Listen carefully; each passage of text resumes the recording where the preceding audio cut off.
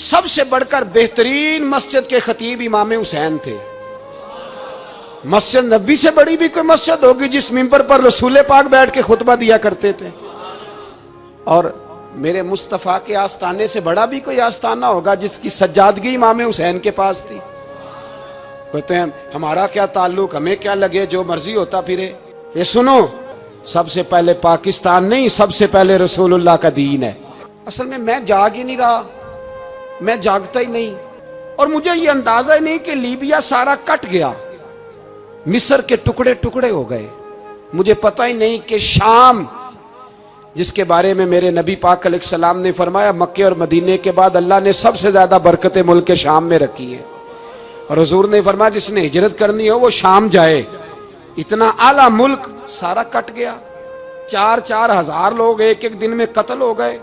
पर मेरा घर अब आबाद है ना, कोई अर्ज नहीं, वो कटते हैं तो वो दूर हैं, कटते रहे।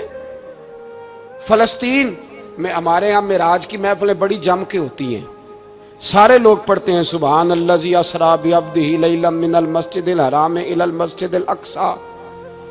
इन्हें पूछो रोज कुरान मजीद में मस्जिद अक्सा का नाम लेने वालों, तो मस्जिद अक्सा कहते हो तो तुम्हें अल्लाह कितनी नेकियां अता करता है, बताओ तो सही मस्जिद अक्सा किधर है।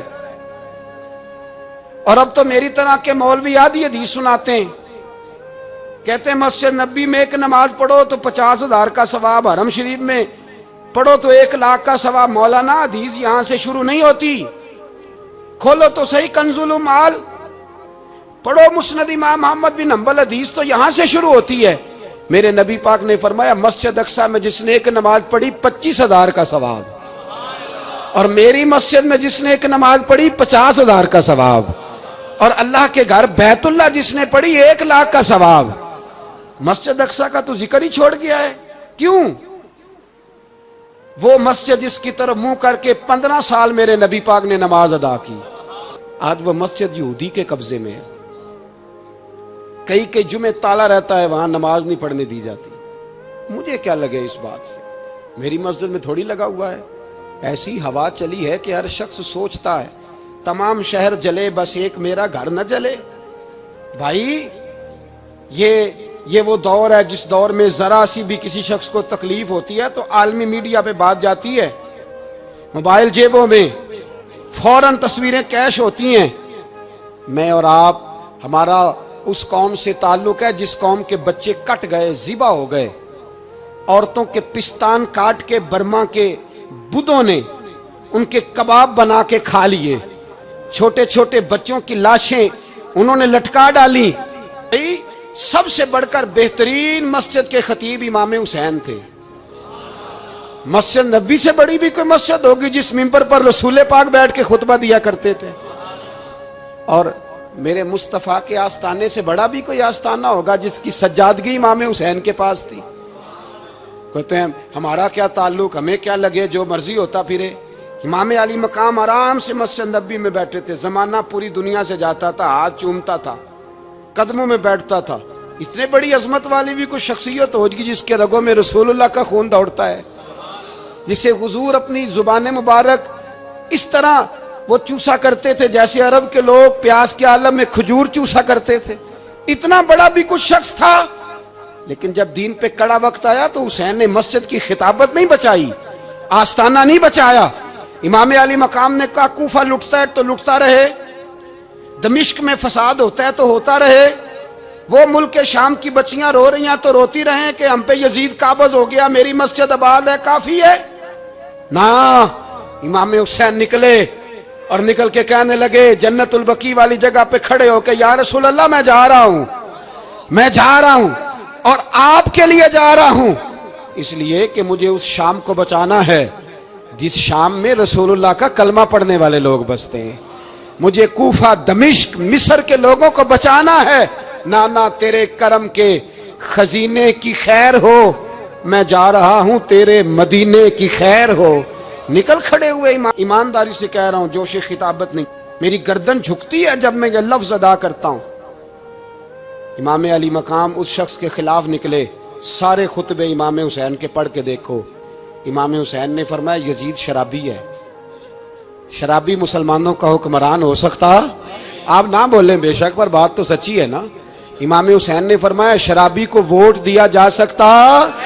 फरमाया रंडियों का नाच देखता है जो मुजरे देखे, जो रंडियों के नाच देखे वो मुसलमानों का हुक्मरान हो सकता? इमाम हुसैन मैदान में निकले और 18 साल के अली अकबर से लेकर 6 महीने का अली असगर दे दिया, लेकिन शराबी को बर्दाश्त, बेहया को बर्दाश्त तू मैं कैसे करते? दोस्ती कातल से भी, मकतूल से याराना भी, अपनी जेब से फ्लेक्सें छपवा के जालिमों जाबरों बदमाशों को वोट देते हो।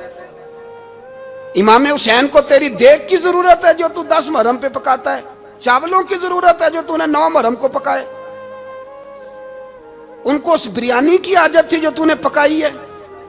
मेरे घर में फलां MNA MPA साहब आ गए थे, इमाम हुसैन के घर के अंदर यजीद ने पैगाम भेजा, उसने कहा जैसे कहोगे कर लूंगा, जितने पैसे कहोगे दे दूंगा, जितनी मस्जिदें कहोगे बनवा दूंगा, जितने इदारे कहोगे तमीर हो जाए, मुझे ना छेड़ो। आपने फरमाया ना, मस्जिद मदरसे उस वक्त आबाद रहते हैं जब हुक्मरान सही होते हैं, और जब हुकूमतें गलत होती हैं तो फिर मसाजिद आबाद, फिर मदारस की आबादकारी हो ही नहीं सकती। मैं दीन में नया रखना खोल दूं?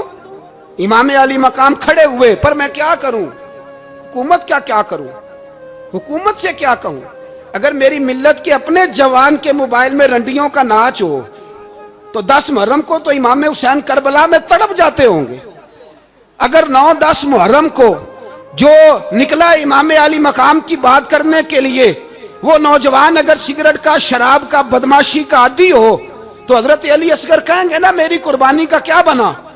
वो तो निकले थे उरियानी और फाशी के खिलाफ। और अगर मिल्लत का जवान रोज चौक में खड़े होकर लड़कियों को ताड़ता हो तो हजरत अली अकबर तो अपनी कब्र में रोते होंगे कि ये इस कौम के लिए जान दे दी जो आज यजीदी तरीकों पे अमल कर रही है, जो सारी रात गंद देख के सोती है, जो सारी रात बेहयाई, फाशी और उरियानी में लगी रहती है।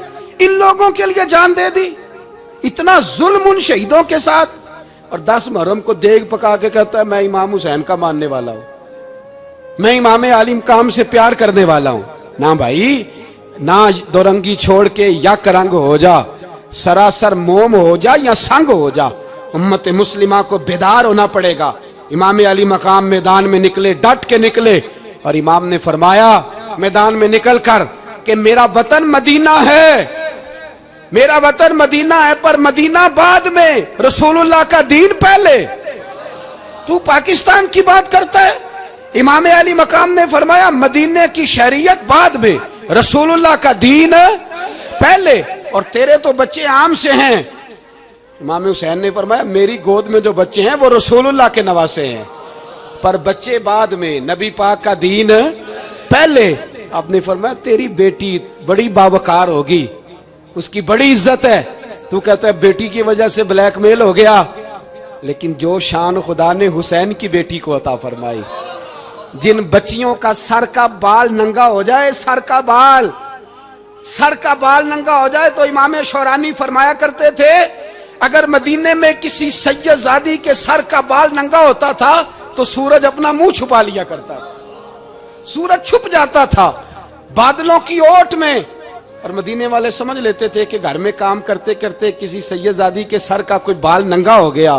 उन शहजादियों का इतना वकार, पर इमाम अली मकाम ने फरमाया बेटियों की फिक्र बाद में, रसूलुल्लाह का दीन पहले। पहले रसूलुल्लाह का दीन कौम मजहब से है, मजहब जो नहीं तुम भी नहीं। याद रख मेरे भाई, इमाम अली मकाम रज़ी अल्लाह तआला अन्हु ने मैदान में निकलकर पहले मजहब की बात की। और आज दीन नबी दा वांग यतीमा रोवे ते कुरलावे ते आखे मैं किथों लब्बा उमर बहादुर। लिया है ये बरसों से, दिल के कानों से खुल सुनने वाली बात है। फरमाने लगे ये बरसों से काबज थे, इन्होंने अल्लाह की नाफरमानी की है तो आज इलाका इनके हाथों से निकल गया है। मैं रो इसलिए रहा हूं कि खुदाया कहीं हमसे भी नाफरमानी ना हो और ये हमारे हाथों से भी ना निकल जाए। शाम निकल नहीं गया हमारे हाथों से, लीबिया निकल गया, मिस्र निकल गया, इराक निकल गया, अफगानिस्तान निकल गया। और अगर देखो तो बिल वास्ता बिला वास्ता हर जगह काफर का डेरा, वो रो रहे हैं कहते हैं जब कौम अल्लाह की नाफरमानी करती है तो इलाके निकल जाते, तड़प रहे हैं, मुझे कोई फिक्र नहीं। कोई नहीं रोया मिस्र के जाने पर, कोई नहीं रोया लीबिया की तबाही पर, शाम के बच्चों पे कोई नहीं रोया। हम लोग यहाँ ईद मनाते रहे, ईद पर लोग नए कपड़े लेते रहे और बर्मा के मुसलमानों को कफन तक नसीब ना हुआ। कोई नहीं तड़पा इन लोगों पर, किसी को ख्याल नहीं आया। साहब इमाम अली मकाम की फिक्र को समझो, इस पर गौर करो, बस कर दो, नींद बड़ी लंबी हो गई, अब उठो इस बेदारी से, उठो। जब कौमें नाफरमानी करती हैं तो मुल्क छीन जाते हैं और काफिर बारी बारी करके बारियां लगा रहा है, बारी बारी। तुम्हें कई दफा धमकियां दे चुका है, वो तुम्हारा नंबर कई दफा लगा चुका है। अब ख्वाबे गफलत से उठ जाओ, आग पैरों तक आ गई है, ऐसा ना हो जला डाले सारा कुछ। हजरत सैयदना अबू ज़र गिफारी रो के फरमाया करते थे, जब तुम नाफरमानियां करोगे तो इलाके तुम्हारे हाथों से निकल जाएंगे। सो निकल गए। मौला अली शेर खुदा का शहर नजफ कई दफा बम की नजर हुआ। इमाम अली मकाम के करबला में अब तक कई दफा जंगें हो चुकी, इसलिए कि हम नाफरमानी करते हैं, इलाके छिन जाते हैं। तू दुआ भी नहीं मांगता मेरे भाई मुसलमानों के लिए, तू दुआ भी नहीं मांगता। इमाम हुसैन मैदान करबला में थे। एक रावी कहता है 3 दिन पानी बंद रहा है, रोटी बंद रही है, पर कुरान पाक की तिलावत 1 मिनट के लिए भी बंद नहीं हुई। दुआ और इल्तजा 1 मिनट के लिए भी बंद। हुसैन के खेमे से ये आवाज बार बार आती रही, या अल्लाह इस्तकामत भी दे और सब्र भी अता फरमा। दुआ का रास्ता बंद, तिलावत बंद नहीं हुई, अल्लाह की बारगाह में सजदे बंद नहीं हुए। तू छोड़ गया, तू दुआ तक नहीं मांगता। दुआ तो इनकलाब बर्पा कर देती है, दुआ तो हालात बदल देती है, दुआ तो तब्दीली ले आती है। कोई बैठा हुआ मुझे दूर दुआ देता है, बस दुआ देता, फकत दुआ देता है। कोई बैठा हुआ मुझे दूर दुआ देता है, मैं डूबता हूं पर समुंदर उछाल दे। तहलील कर दो, कौमे मुतीदा खत्म करो। अगर तुम्हारी को सुनता नहीं तो बनाई क्या है? सिर्फ मुसलमानों को प्रेशराइज करने के लिए। और हमारे मुसलमान भीख मांगते फिरते हैं, कहते हैं कहा है हमने कौमे मुतीदा से। अब तुम अपने लिए काफिर से भीख मांगोगे, काफिर से भीख मांगोगे। मेरे अजीज नबी पाक अलैहिस्सलाम ने फरमाया काफिर एक दूसरे को बुलाएंगे मुसलमानों को मारे। या रसूलल्लाह हम थोड़े होंगे, फरमाया बहुत ज्यादा होंगे। तो हुजूर क्या होगा? फरमाया कसीदे यजीद के, क्योंकि हम लोग तो हुसैन के सीरत निगार हैं, हम लोग तो हुसैन के सीरत निगार हैं। ये मुहर्रम के जो दिन है ये इनकलाब के दिन है, रोने पीटने के नहीं, इनकलाब के दिन, जज्बों की बेदारी के दिन, जुल्म की आंखों में आंखें डालने का जज्बा पैदा करने के दिन। इसको उसी रंग में लो। ए खालिक कायनात, अपने महबूब की उम्मत पे रहम